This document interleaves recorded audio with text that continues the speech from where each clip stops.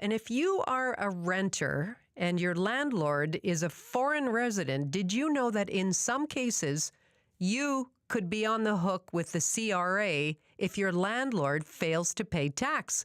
Well, the Globe and Mail wrote this week about a case in Ontario that has been through the Tax Court of Canada. With us here today, Mark Ting. He's our guide to personal finance. He's a partner with Foundation Wealth, and he has been following this story closely. He's going to take us right through it. Mark, hello there. Hi. It seems hard to believe that a tenant would be responsible for the tax liabilities of their landlord. Just what's the background on this court case? So as a tenant, they basically did nothing wrong. They're paying their rent as they're supposed to. And then all of a sudden they got a letter from CRA saying that they owed upwards of $43,000 in taxes. And they obviously thought it was a mistake. They did what they're supposed to do.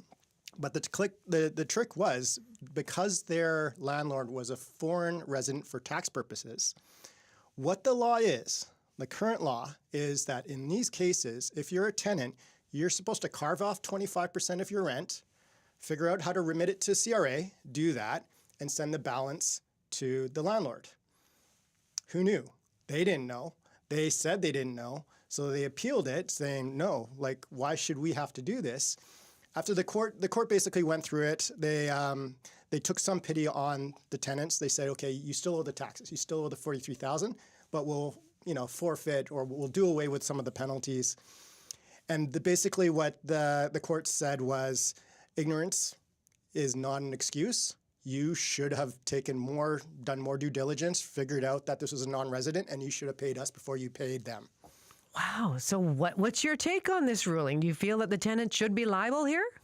I was godsmacked. Like I honestly did not believe it when I was reading it, and I had to double check it a couple of times. This is a court case that happened from last year.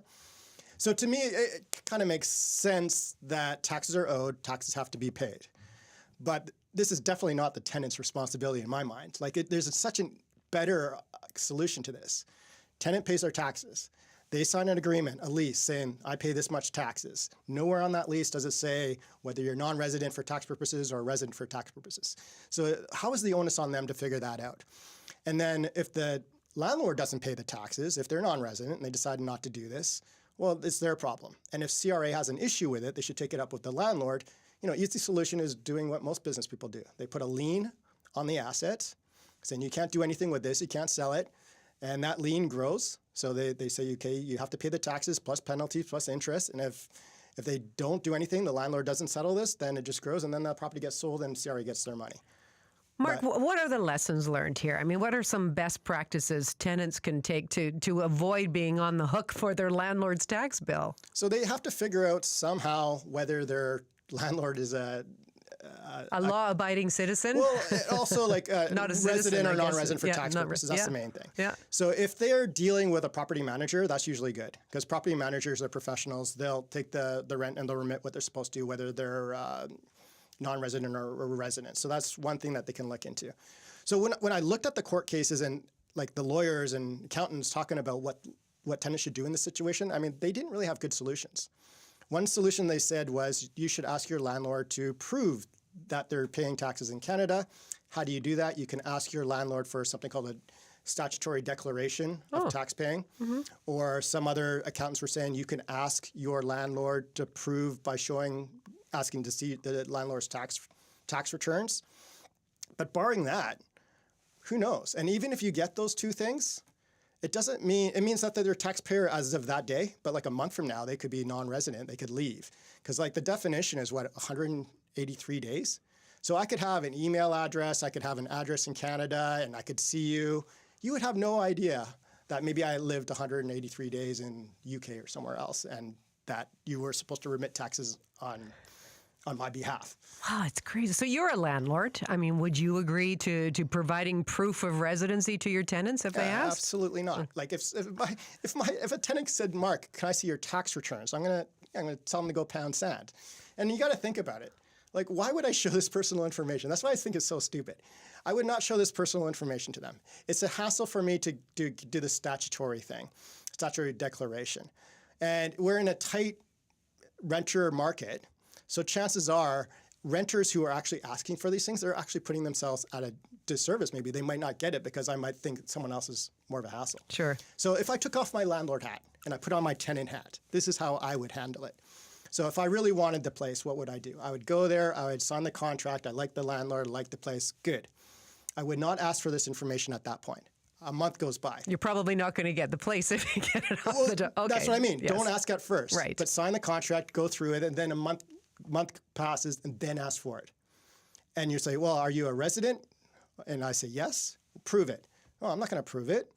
And they're like, okay, then if you don't prove it, I'm going to assume that you're a non-resident. I'm going to have to remit this money, 25% over here, and give you the 75%. At which point the landlord would probably say, okay, I don't want that. Here, I'll go through the hassle of actually proving and getting that declaration. So as a tenant, I would probably do that. I wouldn't show all my cards at the beginning. I would seal the deal and then ask for the proof. I see. So besides having to deal with this potential tax liability, then what other tips would you have for renters? So in terms of the renting, I would say the one liability that I see a lot of people like forego is actually insurance. So I have a property. There's 4 people in there. They all live there, and in my contract I specify you have to get renter's insurance. And this isn't for me. This is for them. Like I don't benefit from at all. And I explain to them if something goes wrong, it's an old house, pipe bursts. There's an option there, right? Like there's insurance on the house, but it'll fix the house. But if you have private possessions or anything else like that, you're out of luck. So get the insurance. It's relatively cheap. The other thing is, like, I don't think that in this case it's such a big deal. I think this is almost a one-off. It's not widespread. I don't think people should panic and be really worried about this. But the other thing that they could do is if they get a letter from CRA, obviously fight it. And the other thing is if they get charged $43,000, like this case, then they overpaid their rent and they can actually sue their landlord. The problem is if CRA couldn't get the money out of the landlord, going to court and trying to get it yourself would be difficult. It is a crazy case. Thank you so much for taking us through it. No problem. That's Mark Ting. He's our guide to personal finance. He's a partner at Foundation Wealth. He's also a landlord. He joins us every week at this time. If there's a question you'd like Mark to answer, feel free to send an email, marktingcbc@gmail.com.